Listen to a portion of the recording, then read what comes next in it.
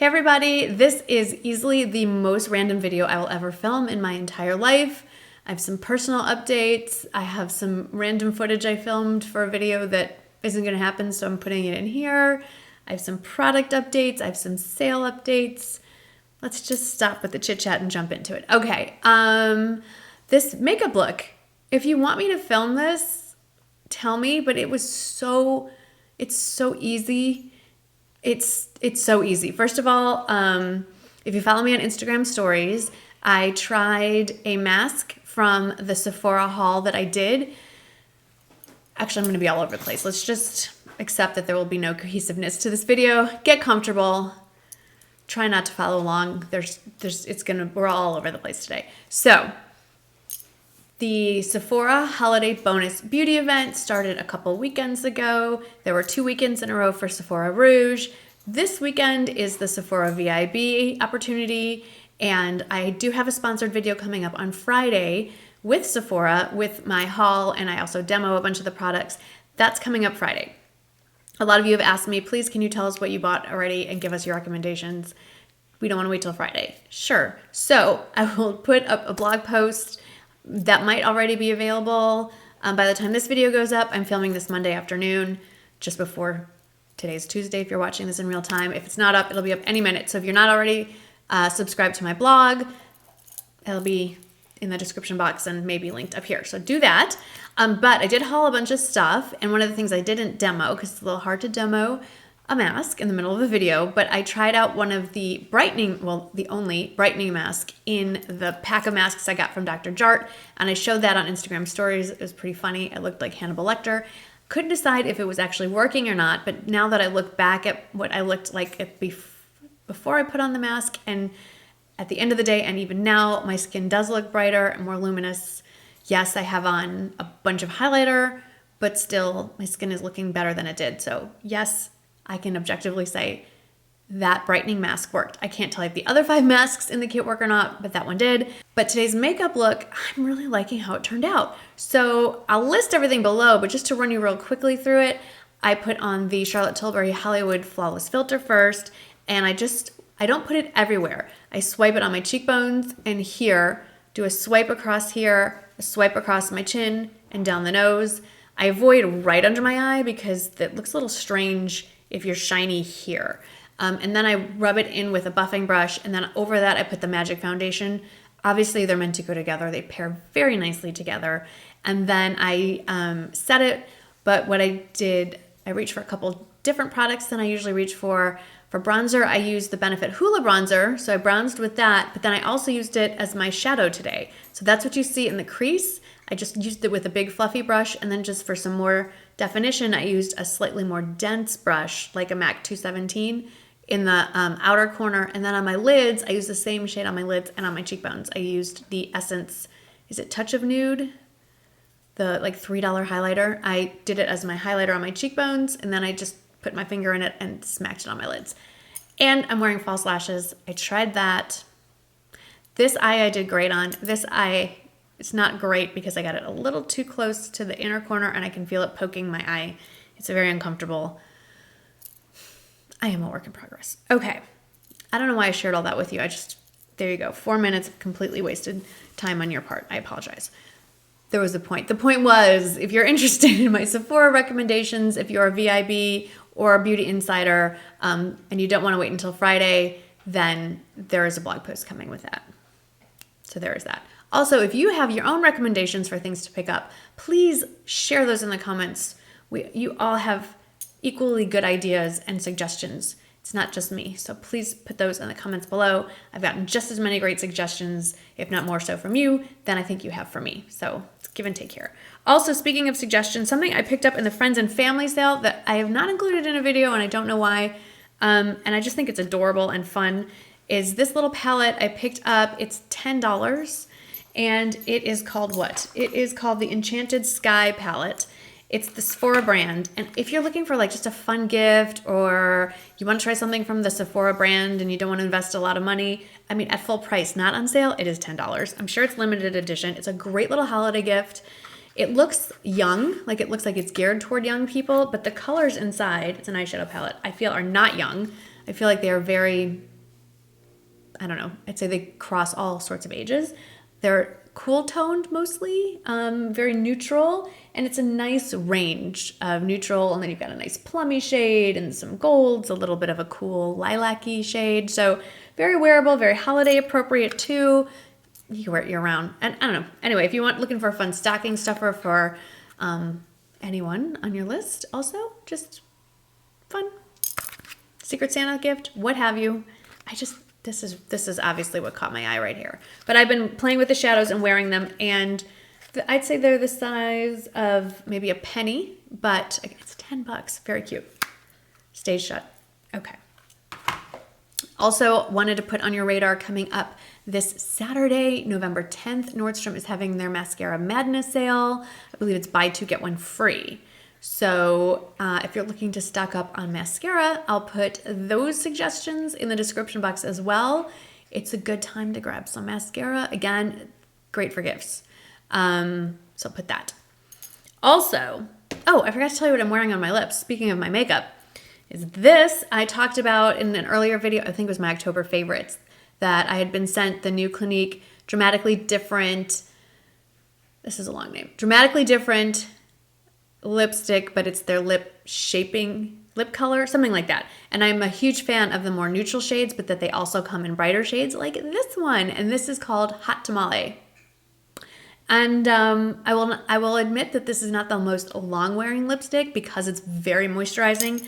Each of these bullets, it's hard to see, especially on the brightly colored ones. Once you wear it and drag it across your lips, it smears the color across. But in the middle of the bullet, there's a little moisturizing bullet. And so it's very creamy and moisturizing. And I like that it comes to a nice little point. So I didn't even use a lip liner. It's very easy to just drag it around and get right in there. But it does come in a very nice bright orangey red, and some other bright colors as well, if you want to go into that side of the spectrum. Very comfortable on the lips, but you will need to reapply this more often than a drier formula. Let's do some personal updates. So a lot of you missed where I announced I am not doing regular Sunday vlogs anymore. There wasn't like a particular one defining, okay, this is the moment I've reached and I'm done.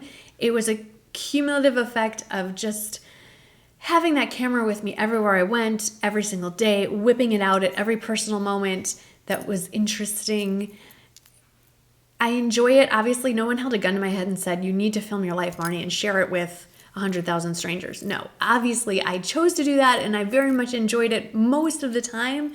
But after, I can't remember if I've done this every day for 2 years or if it's been 3 years, but it's been years. And it's not just me. It's when I'm with my family and when I'm with my friends. And I could tell it was getting annoying to my close circle, and it was starting to grate on my nerves. And there were things that were starting to get worse and worse, and many factors kind of came all in together, and it sort of just all came to a head. And it was about October-ish, early October, when I'm like, that's it. I just can't take this anymore. I need a break. I need a mental health break. And there were a lot of factors at play, but many of you have noticed over the last few months that, and have commented, like, it seems like you're not enjoying it as much as you used to. And I wasn't. And it translated into the vlogs, and that's not fair for you or me. So I took a break. I'm not going to say I'm never vlogging again. I'm not going to make some dramatic sweeping statement like that. I don't know. As far as Vlogmas goes, I can tell you there will not be a daily vlog for Vlogmas. The jury is still out on if I want to go to weekly vlogs, like back to the Sunday format. It's unlikely, just because everyone else in my regular life is kind of enjoying the break too. So I don't want to promise you something that I can't deliver. I know a lot of you miss them. I miss them too. In a lot of ways, I miss them too.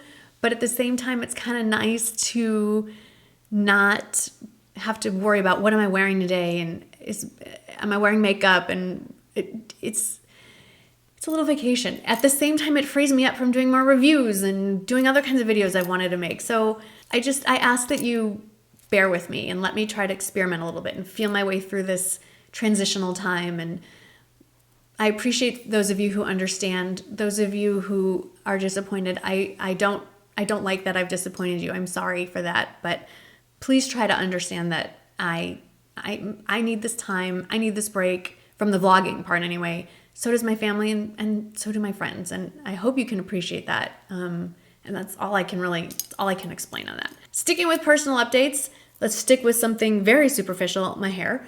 I tried going red, and for some reason it's still kind of red. I'm getting my hair done next week, colored again, but it's still a little red at the roots. That's just my natural chemistry poking through, but it's pretty much gone. It's pretty much just blonde again. Not sure I don't think I'm gonna go red again, only because it seems like a giant pain in the rear end. It doesn't want to stick around. It seems really high maintenance. I've got enough going on just putting the blonde in, getting my nails done. I think I'll just go back into full-on blonde with highlights. I think that's where we're going. It was fun to be red for a few days, but I think I've gotten it out of my system. That being said, we won't really know till I leave the salon next week. So stick around for that. We shall see where I'm going. I also just got back from the orthopedic surgeon's office. Like literally walked in the door, sat down and turned on the camera. And I had an MRI on Friday. The radiologist's initial report thought it was a grade 2 ACL sprain, lateral meniscus tear, possible torn PCL, but the images weren't great. The orthopedic surgeon said, I don't really know what's going on in there, but my pain is not severe. My pain is greatly reduced and I'm almost able to walk normally.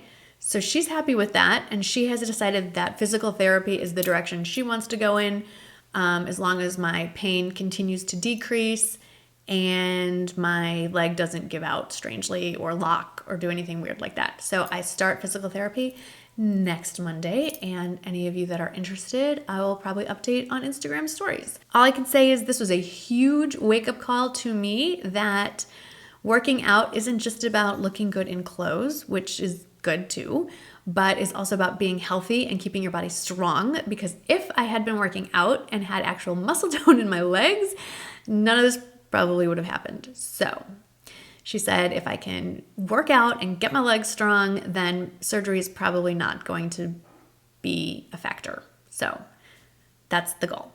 Okay, let's get back to some makeup. Zoya, who I've had a relationship with a very long time, they're not sponsoring anything. I've never actually done any sponsored videos with Zoya, or I don't have any affiliate links with Zoya. I just talk about them because I really like them. I'm actually wearing them on my fingers right now. This is Zoya Danica, which I don't know if you can see in this light. It's like a very dark green cream nail polish. They sent me a bunch of their holiday releases gift sets, and I wanted to show you what I really like and some that I think you should skip. So let's start with the negative so we can end on a positive. They make nail polish, which I'm a huge fan of all of their nail stuff. They also ventured into lip stuff. And I'm going to tell you to just give that a hard pass. However, if you love it, then you're going to love this. So they make lip glosses, what they call hot lips. And hi, Rowdy. Do you want to say hi? Come here. There he is. Okay. Okay. I mean, I thought we were just going to say hello. No, don't eat this. Let's get your tags out of the way. Okay. They make these lip glosses, which I don't love because I don't love the packaging. I don't really want to open this because I do plan on giving these to a friend of mine for her charity. But it's just a rounded ball and you squeeze it and it just goes everywhere. So I feel like there are better options. And then they also make lipsticks, which are very waxy to me. They just, it's very difficult to get pigment on your lips. I don't love the texture. I don't like the smell. So I would say, well, these are, if you love these, go ahead and grab these. But if you have not tried these, I would say give these a hard pass. However, their nail polish holiday gift sets. So I have a lot of friends. Weirdly, all three of the ones I know who like these are interior designers. They don't wear nail polish, probably because they're working with their hands a lot. So they like to keep them looking clean and polished, but they're technically naked nails. And they love the Naked Manicure from Zoya. And this little gift set, these are actually minis. And it comes with the naked base coat and then the two different colors. And these are air quotes. You can either choose the lavender or the apricot one. they enhance the tone of your nail. And then there's the glossy seal. These are minis, but this whole set is only $20. This is cool, but the one I'm really into are these sets. So there are 4 of these holiday gift sets that they have. These are all color specific. Like you can't change out the colors. They come like, this is called the all wrapped up set, and these are all like reddish plummy tones, I'd say, wine tones. And these are 4 full size bottles, and this set, each of these sets are only $25. Individual Zoya nail polishes are $10 each. So if you bought these individually, this would be 40 bucks. So there's this one that's like red plums. There's these pinks and reds. This one's called Merry Bright. Then there's the set with like blues and purples. This one is Hollow Days. Get it? And then there's this like neutral mauvey one. And this one is called All Snuggled Up. The only thing I don't love about it is they don't have the colors printed anywhere here. Maybe it's on the website. I'll link it below. These can make for great gifts or just for you, gift for yourself. So I wanted to share that with you because those are pretty awesome. Really good deal. Okay, let's continue on this random path. A couple months ago, or maybe, I can't even remember. It's either September, October, I showed you a cardigan, a leopard cardigan from BP at Nordstrom. It sold out like that. I apologize. I have no control over Nordstrom's inventory. Then I found you some other ones I think are also sold out. Then I found one, actually, I subscribe to Red Dress Boutique, their like emails, and they just came out with a leopard one that looks actually better than the BP one, and I think it's less expensive. It might be sold out, but the good news about the Red Dress ones is they bring them back, and if you sign up for their wait list, they'll email you when it does come back in stock. I know this because I sign up for it all the time. So I'm going to list it below if you've been looking for a leopard cardigan. I'm all into this leopard thing. I don't know why. Like I've never been into animal prints in a big way before, but the leopard thing I'm very much into. I actually have my eye on 2 different leopard like slip-on sneakers because with the knee, I don't know when I'm going to be wearing heels again. So I'm into the comfort shoes. This is what my life has become. I'm deciding between, there's a pair from Sam Edelman and then there's a pair from Sperry. I already have 3 pairs of the Sperry ones in different colors. So maybe I should branch out and try a different brand. I don't know. I will list them both below.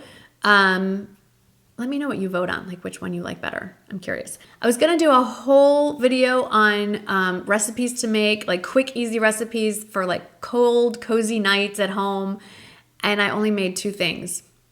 And the weather changed. And I don't want to wait for it to get cold again. So I am going to end the video with those because you could, I feel like we all get in a rut with our recipes. So I want to share those with you and not wait like another month for the weather to turn. Even though I'm wearing a cardigan right now, it is 74 degrees outside. It's just cold in my house. So that is everything. I'm going to leave you with a couple of quick recipes and let's hop over there.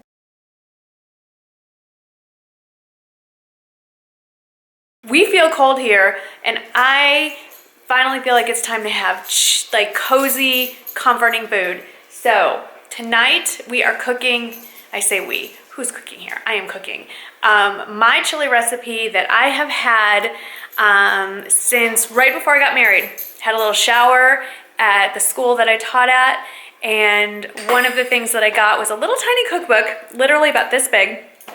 And it was a bunch of authentic Texas recipes, because at the time I was living in the Chicago area and they thought it would be cute, the teachers I was teaching with, to throw me like a little, anyway, I digress. But there were a bunch of authentic Texas recipes, and one of them was for authentic Texas chili. I've been making this for literally over 20 years and always gets a lot of compliments. Sorry, real life happening here. And the key, they say, to an authentic Texas chili is that it has no beans. So this is a very simple recipe. It's basically, instead of chopped beef, I use ground beef. It's a little easier. Diced tomatoes. Yes, I use a can. And then it's just a bunch of seasoning, depending on, and onions, chopped onions, depending on how hot you adjust the amount. Chili powder, cumin, a little bit of garlic. I'll list the ingredients below. There'll probably be a link to the blog post that has that all laid out for you. And you just let it simmer on the stove for an hour. Super easy. I changed one thing to the original recipe to make it really, really good. At the very end, I throw an entire bag of shredded cheese in there. Now, because my son Shane is gluten-free, well, yes, and dairy-free, we add fake cheese. But for those of you that don't have those requirements, just throw the real stuff in. Whether it's shredded cheddar, Monterey Jack, doesn't really matter. And then you just throw on the toppings of your choice when it's all done. So let's get to work. I'll show you how we do this. I'm sure you can hear it sizzling. First thing we have is chopped 1 onion. And I'm sauteing that in a little bit of corn oil. In this case, I'm just using vegetable oil. And 1 clove of garlic. Now, busy moms everywhere, pay attention. Gourmet chefs, just avert your eyes. In the freezer section, I've seen this in pretty much every grocery store I've ever gone in. They will have in the veggie section these little guys right here. Crushed garlic, looks like this. You literally can keep this in your freezer. 1 cube is 1 clove of garlic, and you just pop it right into the pan. And it melts right in. I added 2, I like things a little garlicky. And that's it. It'll melt in here. It'll saute just like real garlic. It is real garlic. So we're gonna let this saute for a little while until the onion is translucent, about 5 minutes. And then we add the ground beef and let that brown. And I'll show you what we do. So the onions and garlic were browned. Now I've added my ground beef. And while that's browning, shouldn't take very long at all, I've measured out my spices. We're gonna add, according to your taste, there's a little bit of variance, but as to the amount, but you're gonna add cumin, chili powder, and coriander, not fresh, dried. And I have that all measured out right here. So as soon as this is all browned, you wait for it to be cooked through, you add the spices, let that cook for another couple minutes all the way through. Then you add 1 can of diced tomatoes. My trick with this, I like the petite diced tomatoes.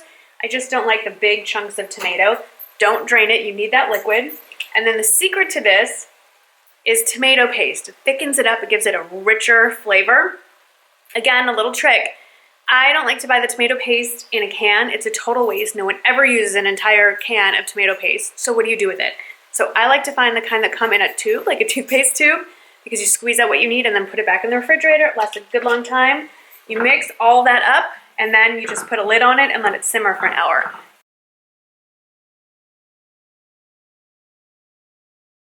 Sometimes something that's easy on a cozy night is something that's just easy. It doesn't have to be a stew or a soup. It's just something that you can get on the table fast. So this is a basic recipe that everyone knows how to do, and I'm just gonna remind you about it because it's so basic you've probably forgotten. All you need is some sort of chicken part. I prefer chicken breasts. These are chicken tenderloins, defrosted. In another bowl or shallow container, you do egg whites. You can use a whole egg if you want. I went with egg whites. And then you have another container with panko crumbs. These are gluten-free panko crumbs. I've mixed in a little dairy-free Parmesan cheese. You don't even need to do that. And you just dip. You take your chicken, your meat, dip it in the egg whites, pull it out so that you take the excess off, coat both sides in the panko mixture, and then you just saute it in the pan. And then from there with a little olive oil. What I like to do is as one side sauteing, I like to drizzle a little olive oil on the other side so when you flip it, they get nice and brown. It's really fast, it's really easy, and it's the basis for about 1 million combinations. I've done it where after this I deglaze the pan with some white wine, add a little bit of butter, salt and pepper, and it's a little more elegant. I've done it where you just have some sort of dipsing sauce, either honey mustard, ketchup, whatever your kids like to make it more of a kid-friendly thing. And anywhere in between, barbecue sauce, you add some steamed broccoli, baked sweet potato, whatever kind of sides you want. It's super fast, it's easy, it's comforting, it's home-cooked food. So, just want to throw that out there. I'm actually doing some steamed broccoli and then some dairy-free, gluten-free macaroni and cheese for tonight. Just wanted to throw that out there, a very basic idea that sometimes it's so basic we just forget to do it. All right, I know this was random and kind of long, but thank you so much if you're still here for watching. Let me know what you thought. If you want to see these, like once a month, I'll just babble at you. Let me know what you think of that. Be nice. If you didn't like it, you can just say this wasn't my cup of tea. And if you liked it, let me know that too. I'll see you in the next video. Bye-bye.